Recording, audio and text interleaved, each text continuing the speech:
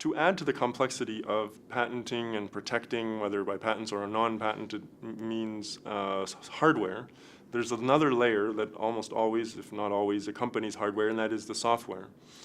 Sometimes the software is the invention itself, particularly if you're using a Raspberry Pi or some other off-the-shelf type of device, then the software becomes the invention.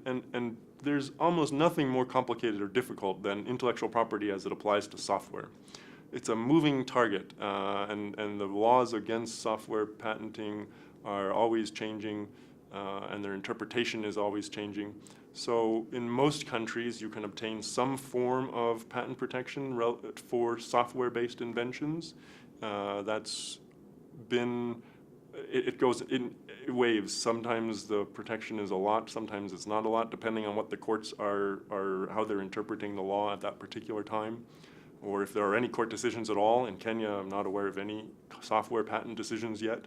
So it's a complicated process, but software is covered by patents. Software is, at the same time, software is protected by copyright, and it's one of the few things that has both types of protection at the same time for the same thing. Copyright allows you to stop others from copying the source code, only the source code.